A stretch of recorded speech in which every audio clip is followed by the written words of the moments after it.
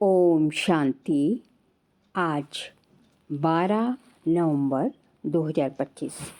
आज के ईश्वरीय महावाक्यों में हमारे परमपिता परमात्मा शिव कहते हैं, मीठे बच्चे, तुम ड्रामा के खेल को जानते हो, इसलिए शुक्रिया मानने की भी बात नहीं है।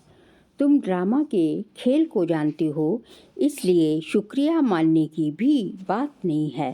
प्रश्न, सर्विसेबल बच्चों में कौन सी आदत बिल्कुल नहीं होनी चाहिए? उत्तर, मांगने की। तुम्हें बाप से आशीर्वाद या कृपा आदि मांगने की भी ज़रूरत नहीं। तुम किसी से पैसा भी नहीं मांग सकते। मांगने से मरना भला। तुम जानते हो, ड्रामानुसार कल पहले जिन्होंने बीज बोया होगा वह बोएंगे। जिनको अपना भविष्य पद ऊंच बनाना होगा वह जरूर सहयोगी बनेंगे। तुम्हारा काम है सर्विस करना। तुम किसी से कुछ मांग नहीं सकते। भक्ति में मांगना होता, ज्ञान में नहीं। गीत, मुझको सहारा देने वाले दिल कहे शुक्रिया। ओम शांति। यह बच्चों के अंदर से शुक्रिया अक्षर बाप, टीचर, गुरु के लिए नहीं निकल सकता, क्योंकि बच्चे जानते हैं ये खेल बना हुआ है, शुक्रिया आदि की बात नहीं। ये भी बच्चे जानते हैं ड्रामानुसार ड्रामा अक्षर भी तुम बच्चों की बुद्धि में आता है। खेल अक्षर कहने से ही सारा खेल तुम्हारी बुद्धि में आ जाता है। गोया सुदर्शन चक्रधारी तुम आप ही बन जाते हो। तीनों लोग भी तुम्हारी बुद्धि में आ जाते हैं। मूल वतन, सूक्ष्म वतन, स्थूल वतन, ये भी जानते हो अब खेल पूरा होता है। पाप आकर तुमको त्रिकालदर्शी बनाते हैं। तीनों कालों, तीनों लोकों, आदि मध्य अंत का राज समझाते हैं। काल समय को कहा जाता है। ये सब बातें नोट करे बिगर याद नहीं रह सकती। तुम बच्चे तो बहुत पॉइंट्स भूल जाते हो। ड्रामा के ड्यूरेशन को भी तुम जानते हो। तुम त्रिनेत्री त्रिकालदर्शी बनते हो। ज्ञान का तीसरा नेत्र मिल जाता है। सबसे बड़ी बात है कि तुम आस्तिक बन जाते हो, नहीं तो निधन के थे। ये ज्ञान तुम बच्चों को मिल रहा है। स्टूडेंट की बुद्धि में सदैव नॉलेज मंथन होती है। ये भी नॉलेज है ना, ऊंचते ऊंच बाप ने ही नॉलेज दी है। ड्रामानुसार ड्रामा अक्षर भी तुम्हारे मुख से निकल सकता है। सो भी जो बच्चे सर्विस में तत्पर रहते हैं। अभी तुम जानते हो हम ऑर्फन थे, अब बेहद का बाप धनी मिला है तो धन के बने हैं। पहले तुम बेहद के ऑर्फन थे। बेहद का बाप बेहद का सुख देने वाला है, और कोई बाप नहीं जो ऐसा सुख देता हो। नई दुनिया और पुरानी दुनिया, ये सब तुम बच्चों की बुद्धि में है, परंतु औरों को भी यथार्थ रीति समझाए इस ईश्वरीय धंधे में लग जाए। हर एक के सर्कमस्टांसिस अपने अपने होते हैं। समझा भी वह सकेंगे जो याद की यात्रा में होंगे। याद से बल मिलता है।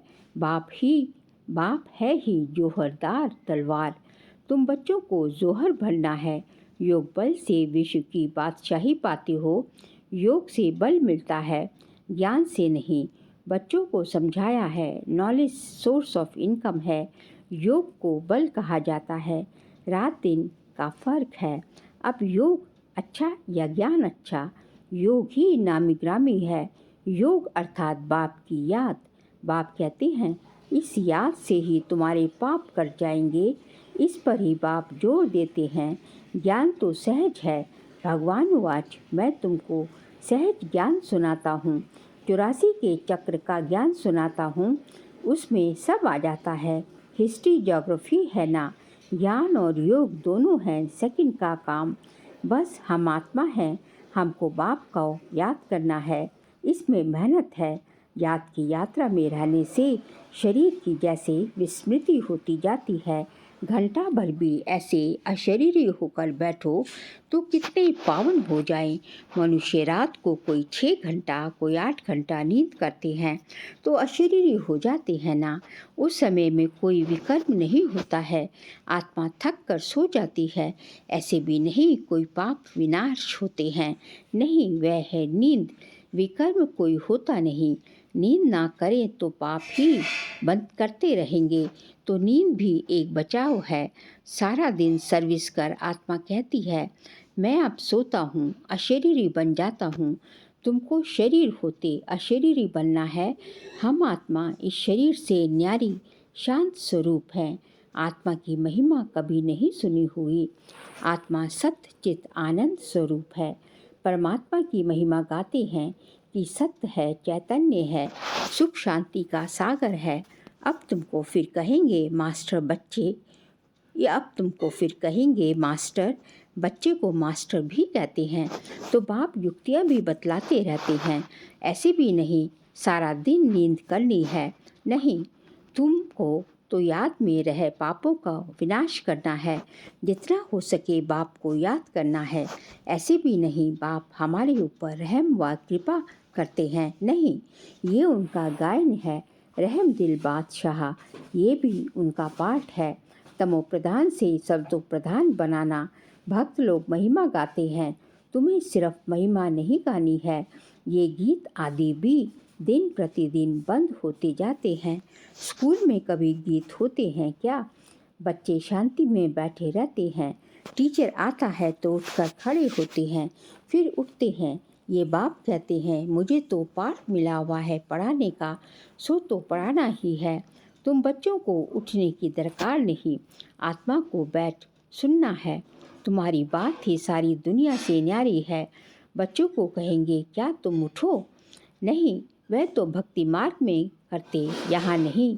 बाप तो खुद उठकर नमस्ते करते हैं। स्कूल में अगर बच्चे देरी से आते हैं तो टीचर या तो रूल लगाएंगे या बाहर में खड़ा कर देंगे। इसलिए डर रहता है टाइम पर पहुंचने का। यहाँ तो डर की बात नहीं, बाप समझाते रहते हैं। मुरलियाँ मिलती रहती हैं, वह रेगुलर पढ़नी है।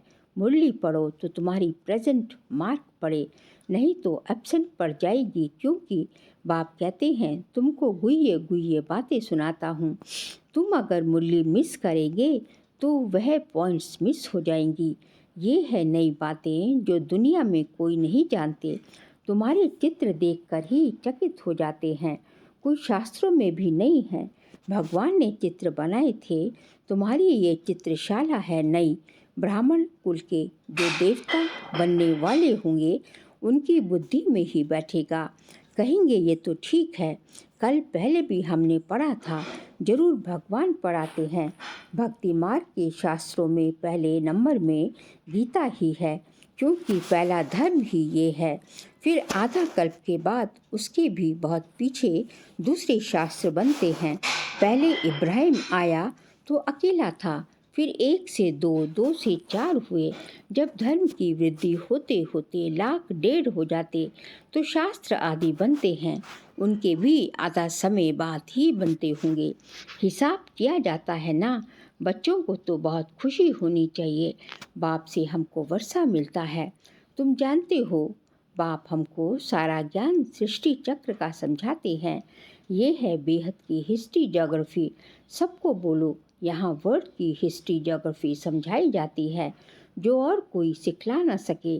भल वर्ल्ड का नक्शा निकालते हैं, परंतु उसमें ये कहाँ दिखलाते कि लक्ष्मी नारायण का राज्य कब था, कितना समय चला। वर्ल्ड तो एक ही है, भारत में ही राज्य करके गए हैं, अब नहीं हैं। ये बातें किसकी भी बुद्धि में नहीं हैं। वह तो कल्प की आयु ही लंबी लाखों वर्ष कह देते। तुम मीठे मीठे बच्चों को कोई ज़्यादा तकलीफ नहीं देते। बाप कहते हैं पावन बनना है। पावन बनने के लिए तुम भक्ति मार्ग में कितने धक्के खाते हो। अब समझते हो, धक्के खाते खाते 2500 वर्ष गुजर गए। अब फिर बाबा आया है फिर से राज्य भाग्य देने। तुमको यही याद है, पुरानी से नई और नई से पुरानी दुनिया जरूर होती है। अभी तुम पुराने भारत के मालिक बनते हो, फिर नए, अभी तुम पुराने भारत के मालिक हो ना, फिर नए के मालिक बनेंगे। एक तरफ भारत की बहुत महिमा गाते रहते, दूसरी तरफ फिर बहुत ग्लानि करते रहते। वह भी तुम्हारे पास गीत हैं, तुम समझाते हो अब क्या क्या हो रहा है। ये दोनों गीत भी सुनाने चाहिए। तुम बता सकते हो कहाँ राम राज्य कहाँ ये। बाप है गरीब निवाज, गरीबों की ही बच्चियाँ मिलेंगी। साहूकारों को तो अपना नशा रहता है। कल पहले जो आए होंगे वही आएंगे। फिक्रात की कोई बात नहीं। शिव बाबा को कभी कोई फिक्रात नहीं होती, दादा को होगी। इनको अपना भी फिक्र है। हमको नंबर 1 पावन बनना है। इसमें है गुप्त पुरुषार्थ, चार्ट रखने से समझ में आता है। इनका पुरुषार्थ ज़्यादा है। बाप हमेशा समझाते रहते हैं, डायरी रखो। बहुत बच्चे लिखते भी हैं, चार्ट लिखने से सुधार बहुत हुआ है। ये युक्ति बहुत अच्छी है, तो सबको करना चाहिए। डायरी रखने से तुमको बहुत फ़ायदा होगा। डायरी रखना माना बाप को याद करना, उसमें बाप की याद लिखनी है। डायरी भी मददगार बनेगी, पुरुषार्थ होगा। डायरियाँ कितनी लाखों करोड़ों बनती हैं नोट आदि करने लिए। सबसे मुख्य बात तो ये है नोट करने की। ये कभी भूलना नहीं चाहिए। उसी समय डायरी में लिखना चाहिए। रात को हिसाब किताब लिखना चाहिए। फिर मालूम पड़ेगा ये तो हमको घाटा पड़ रहा है, क्योंकि जन्म जन्मांतर के विकर्म भस्म करने हैं। बाप रास्ता बताते हैं, अपने ऊपर रहम या कृपा करनी है। टीचर तो पढ़ाते हैं, आशीर्वाद तो नहीं करेंगे। आशीर्वाद कृपा रहम आदि मांगने से मरना भला। कोई से पैसा भी नहीं मांगना चाहिए। बच्चों को सख्त मना है। बाप कहते हैं ड्रामानुसार, जिन्होंने कल पहले बीज बोया है, वर्षा पाया है, वह आप ही करेंगे। तुम कोई काम के लिए नहीं मांगो, नहीं करेगा तो नहीं पाएगा। मनुष्य दान पुण्य करते हैं तो रिटर्न में मिलता है। राजा के घर व साहूकार के पास जन्म होता है। जिनको करना होगा वह आप ही करेंगे। तुमको मांगना नहीं है। कल पहले जिन्होंने जितना किया है, ड्रामा उनसे कराएगा। मांगने की क्या दरकार है। बाबा तो कहते रहते हैं, हुंडी भरती रहती है सर्विस के लिए। हम बच्चों को थोड़ी ही कहेंगे पैसा दो। भक्ति मार्ग की बात ज्ञान मार्ग में होती नहीं। जिन्होंने कल पहले मदद की है वे करते रहेंगे। आप ही कभी मांगना नहीं है। बाबा कहते हैं, बच्चे चंदा चीरा तुम इकट्ठा नहीं कर सकते। चंदा चीरा तुम इकट्ठा नहीं कर सकते। ये तो सन्यासी लोग करते हैं। भक्ति मार्ग में तो थोड़ा भी देते हैं, उसका रिटर्न में एक जन्म के लिए मिलता है। ये फिर है जन्म जन्मांतर के लिए। तो जन्म जन्मांतर के लिए सब कुछ दे देना अच्छा है ना। इनका तो नाम भोला भंडारी है। तुम पुरुषार्थ करो तो विजय माला में पिरोई जा सकते हो। भंडारा भरपूर तो काल कंटक दूर। वहाँ कभी अकाले मृत्यु होती नहीं। कहाँ सतयुग में। यहाँ मनुष्य काल से कितना डरते रहते हैं। थोड़ा कुछ होता तो मौत याद आ जाती है। वहाँ ये ख्याल ही नहीं। तुम अमरपुरी में चलते हो, ये छीछी मृत्यु लोक है। भारत ही अमरलोक था, अब मृत्यु लोक है। तुम्हारा आधा कल्प बहुत छीछी पास हुआ है। नीचे गिरते आए हो। जगन्नाथपुरी में बहुत गंदे गंदे चित्र हैं। बाबा तो अनुभवी है ना, चारों तरफ घुमा हुआ है। गोरे से सांवरा बना है। गांव में रहने वाला था। वास्तव में ये सारा भारत गांव है। तुम गांव के छोरे हो। अब तुम समझते हो हम विश्व के मालिक बनते हैं। ऐसे मत समझना। हम तो बॉम्बे में रहने वाले हैं। बॉम्बे भी स्वर्ग के आगे क्या है, कुछ भी नहीं, एक पत्थर भी नहीं। हम गांव के छोरे निधन के बन गए हैं। अब फिर हम स्वर्ग के मालिक बन रहे हैं, तो खुशी कितनी रहनी चाहिए। नाम ही है स्वर्ग। कितने हीरे जवाहरात महलों में लगे रहते हैं। सोमनाथ का मंदिर ही कितना हीरे जवाहरातों से भरा हुआ था। पहले पहले शिव का मंदिर ही बनाते हैं। कितना साहूकार था। अभी तो भारत गांव है। सतयुग में बहुत माला माल था। ये बातें दुनिया में तुम्हारे सिवाय कोई भी नहीं जानते। तुम कहेंगे कल हम बादशाह थे, आज फकीर हैं, फिर विश्व के मालिक बनते हैं। तुम बच्चों को अपने भाग्य पर शुक्रिया मनाना चाहिए कि हम पद्मा पदम भाग्यशाली हैं। अच्छा, मीठे मीठे सिकिलते बच्चों प्रति माता पिता बाप दादा का याद प्यार और गुड मॉर्निंग। रूहानी बाप की रूहानी बच्चों को नमस्ते। हम रूहानी बच्चों की रूहानी बाप दादा को नमस्ते नमस्ते, गुड मॉर्निंग, शुक्रिया बाबा शुक्रिया। सार के लिए कौन से विकर्मों से बचने के लिए इस शरीर में रहते अशरीरी बनने का पुरुषार्थ करना है। याद की यात्रा ऐसी हो जो शरीर की विस्मृति होती जाए। सेकंड पॉइंट, ज्ञान का मंथन कर आस्तिक बनना है। मुरली कभी भी मिस नहीं करनी है। अपनी उन्नति के लिए डायरी में याद का चार्ट नोट करना है। आज का बाबा का वरदान है, रूहानी शक्ति को हर कर्म में यूज़ करने वाले युक्ति युक्त जीवन मुक्त भव। रूहानी शक्ति को हर कर्म में यूज़ करने वाले युक्ति युक्त जीवन मुक्त भव। इस ब्राह्मण जीवन की विशेषता है ही रूहानियत। रूहानियत की शक्ति से ही स्वयं को व सर्व को परिवर्तन कर सकते हो। इस शक्ति से अनेक प्रकार के जिस्मानी बंधनों से मुक्ति मिलती है। लेकिन युक्ति युक्त बन हर कर्म में लूज होने के बजाय रूहानी शक्ति को यूज़ करो। मनसा वाचा और कर्मणा तीनों में साथ साथ रूहानियत की शक्ति का अनुभव हो। जो तीनों में युक्ति युक्त है वो ही जीवन मुक्त है। स्लोगन है, सत्यता की विशेषता द्वारा खुशी और खुश शक्ति की अनुभूति करते चलो। सत्यता की विशेषता द्वारा खुशी और शक्ति की अनुभूति करते चलो। जहाँ सत्य है वहाँ कोई डर नहीं।